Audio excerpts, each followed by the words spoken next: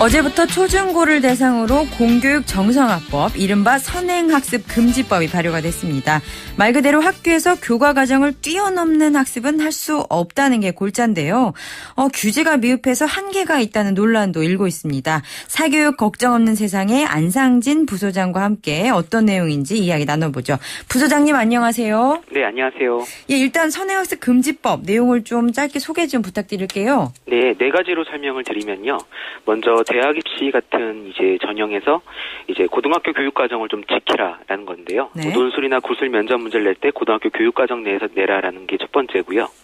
두 번째는 학교에서 보는 시험들, 배치고사라던가 지필평가, 수행평가를 할 때 상위 학년 문제를 내지 않도록 하는 그런 부분이 있고, 세 번째는 이제 교사가 만든 교육과정이 있는데요. 그 교육과정을 지켜라라는 게 세 번째고, 네. 마지막으로 네 번째는 이제 사교육기관에서의 선행교육 상품은 좀 선행학습을 유발하는 광고나 선전을 하지 말아라. 이렇게 네 가지로 말씀드릴 수 있습니다. 그렇군요. 선행학습 문제가 심각하니까 이런 법까지 만들어진 거겠죠.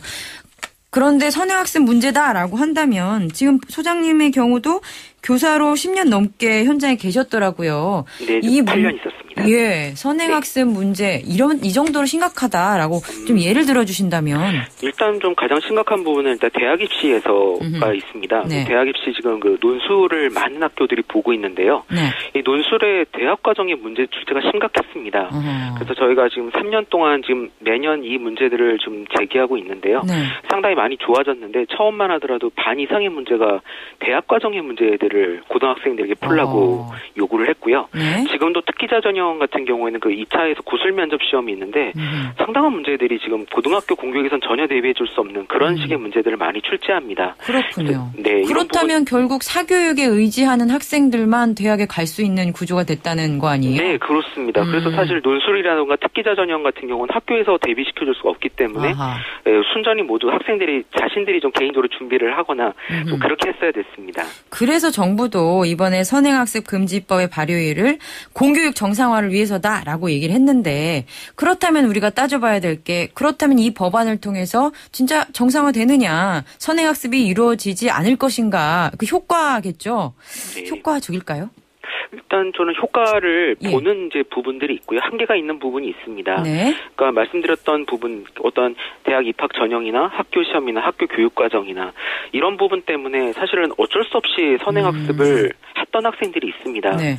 그러니까 나는 복습 중심으로 지금 교육 과정을 이제 정상적으로 쭉 하면서 이제 끝까지 갈 거야라고 생각했던 학생도 공교육에서 어떤 이런 대학 입시라든가 배치고사라든가 이런 부분 때문에 어쩔 수 없던 부분이 있거든요. 네. 그래서 그런 학생들 같은 경우는 이 법을 통해서 그런 요인들을 제거해 줬기 때문에 좀 분명히 좀 선행학습을 할 필요가 없어지는 이제 그런 효과가 있고요. 다만 이제 서두에도 말씀드렸지만 좀 사교육의 상품에 대해서는 어떤 과도한 부분이라도 좀 규제를 할 수 있는 게 아니라 좀 광고 선전만을 좀 못하게 하는 좀 한계가 있기 때문에 뭐 학생들 중에는 나는 선행학습이 너무 좋은 것 같아. 그래서 난 계속 받을 거야라고 했던 뭐 그런 경우라던가 뭐 학원에서의 어떤 과도하게 이렇게 상품을 판매하고 이런 부분들에 있어서는 뭐 규제가 안 된다고 보시면 되겠습니다. 아니, 사교육의 선행학습 광고를 못 한다고 해서 선행학습이 안 되진 않을 것 같은데요. 네. 그렇죠. 네, 그렇죠. 그래서 사실은 뭐 그 사교육 부분에 있어서는 좀 직접적인 규제는 없기 때문에 이번에 이 법으로 해서 큰 영향력은 좀 없을 것으로 저도 봅니다. 그러면 좀 단순화시킨다면 학교에서 이루어지던 선행학습은 강제로 못하게 하는 거지만 학원에서 이루어지는 거는 손을 못 대니까 결국은 선행학습하려면 모두 사교육 시장으로 가라, 이렇게 볼 수도 있는 거 아닌가요? 네, 일단 뭐 그 질문 가장 많이 받는 질문인데요. 그러니까 이 부분이 이제 이 법안을 이제 잘 이해를 하면 이 법안에서 사실 금지하고 있는 부분들은 학생들로 하여금 이제 선행학습을 하도록 만들었던 요인들을 사실은 이제 제거해주는 부분들입니다. 강제적으로 그러니까, 선행학습을 해야만 했던 어떤 환경들. 사실은 이제 저희가 상담을 많이 받는데 이게 선행학습이 다 좋다고 생각하는 학생들이 있는 건 아니거든요. 그러니까 아니라고 생각하는 학생들도 지금은 학교에 있다 보면 뭐 대학 입시라던가 뭐 배치고사라던가 이런 부분들에 있어서 어쩔 수 없이 했던 부분들이 있는데요. 이제 그런 부분들을 좀 제거해줬다는 것은 저는 큰 의미가 있다라고 보여집니다. 그리고 사실은 지금 이 선행학습의 효과에 대해서 지금 너무 부풀려진 부분들이 많아서요. 이게 지금 뭐 굉장히 좋은 건데 뭐 공교육에서는 못하게 하고 사교육에서만 할 수 있다. 그러니까 사교육으로 다 갈 것이다는 선행학습의 효과를 되게 인정하고 들어가는 건데요. 저 개인적으로는 제가 고등학교에서 수학교사로 8년간 있었는데 이 선행학습의 폐해가 심각합니다. 우리 효과가 없어요. 이를테면 선행학습을 하면 더 나은 성적, 더 똑똑한 수학 실력 이런 생각을 하잖아요.